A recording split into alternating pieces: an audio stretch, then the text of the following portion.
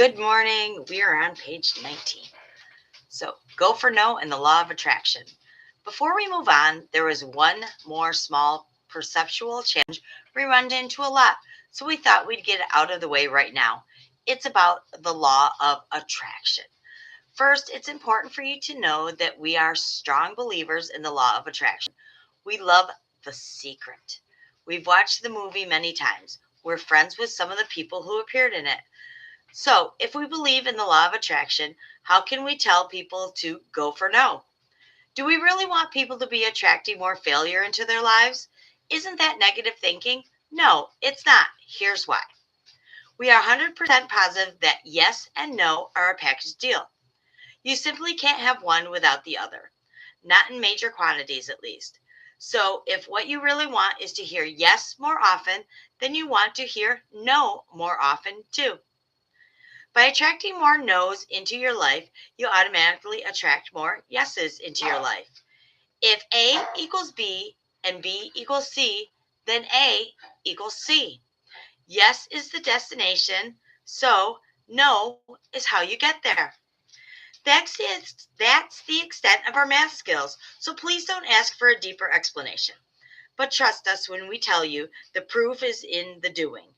So note, if any reason you still think no is negative, keep reading. It's a sign you may need this book more than you realize. Definitions of failure and success. Failure is, without a doubt, one of the most emotionally landed words in the English language, and it's traditionally one of the experiences we naturally try to avoid. In fact, for many people, the very idea of failing is enough to stop them dead in their tracks. Success, on the other hand, is often mythical, nearly magical concept for the majority of people, a lifetime pursuit. Who doesn't want to be seen as a success?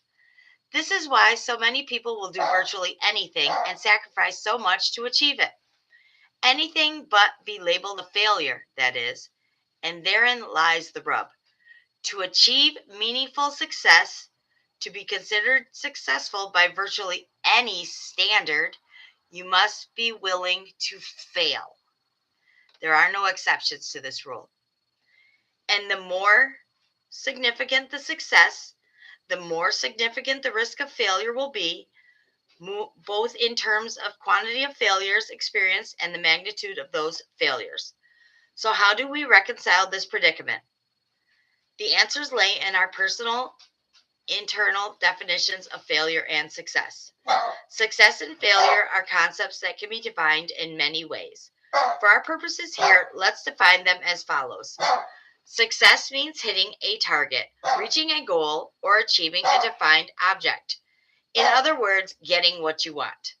Conversely, failure means falling short of a target or not reaching a goal or achieving a defined objective. In other words, not getting what you want. But here's an idea that turns things around entirely.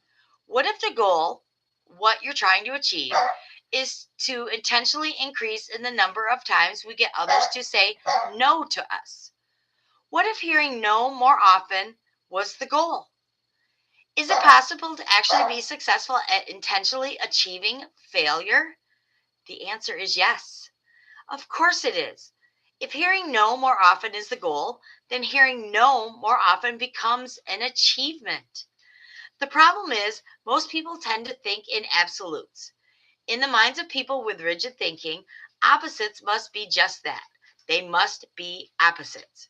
Rigid thinking prevents many people from allowing failure and success, yes and no, to coexist on the same end of the performance spectrum. With the right reorganization of thought, yes and no don't have to be opposites. Interestingly, the idea that yes and no, or failure and success, are opposites is very much a Western point of view. In the East, failure and success are intermingled, like two halves of a yin and yang symbol. One half is distinctly black and the other half is distinctly white, but they are intermingled. Both are required to make the whole. In this way, the Eastern perspective, including success and failure, is much more enlightened. For example, consider this Classic exchange between a Zen master and his student. Student. Master, if one attempts to fail and succeed, is he a failure or a success? Zen master. Yes, exactly. In the minds of many people, success is considered good and failure is considered bad, opposites of one another. But what if they're not? What if yes and no are not opposites, but opposite sides of the same coin?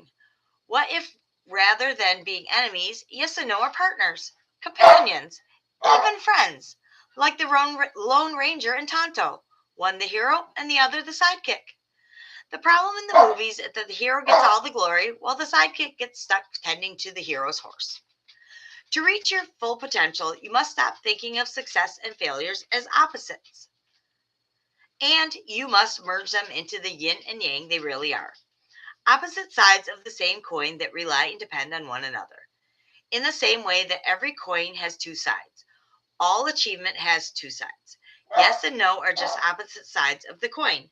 Yes, no, success, failure, heads, tails. And here's where it gets really interesting. The more failure one experiences, the more success they will experience as well. To illustrate the point, let's use the example of flipping a coin. In our example, let's say that every time the coin comes up heads, you received a yes. And every time the coin comes up tails, you received a no. Now imagine you are allowed to play the game one of two ways. You can flip the coin as many times as you want until the tails comes up. When you get tails, the game is over. You have to stop playing. Alternatively, you can flip the coin as many times as you want, period. When you get tails, the game isn't over. You just keep playing. Here's the question. Which way have you been playing the game in your business? Hear this now and hear it clearly. You must abandon the notion that the best way to increase your success is to decrease your failure. The best way to increase your success is to increase your failure. But we need to make one thing clear. When we talk about failure, we are always talking about an event, not a person, not a career, and not a life. The act of failing is very different from being a failure.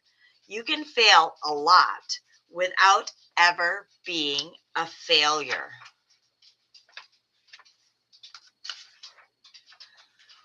Our definition of failure. Our definition is failure is an undeniable sign of progress toward a goal. To our mind, the only way to be a failure is to quit, period. Anyone who is actively pursuing a goal or a dream is never a failure. They are success in progress. Failure is never a permanent condition unless you decide it's permanent.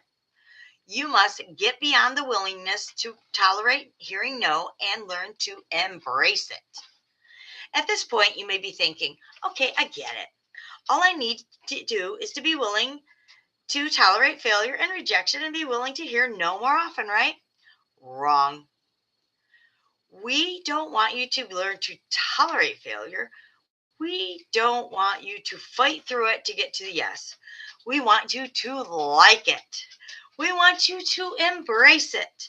We want you to learn to love hearing the word no.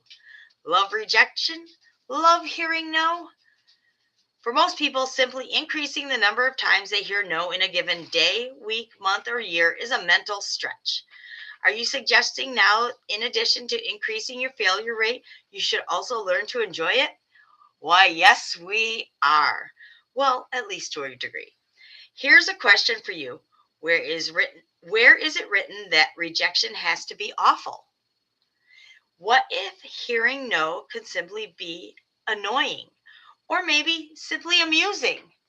Or for that matter, what if hearing no could become exciting and energizing and empowering? That's right. What if you decided to turn every no you received into something that empowered you rather than something that deflated you? What if every no you heard made you stronger rather than weaker? Now, to be completely honest, enjoy hearing the word no doesn't happen overnight. Like most people, chances are good you have years of negative conditioning to overcome. There's some mental reprogramming that needs to be happened to get to the point where no can become a true positive in your life. But it can happen. If you work on it long enough, it will happen.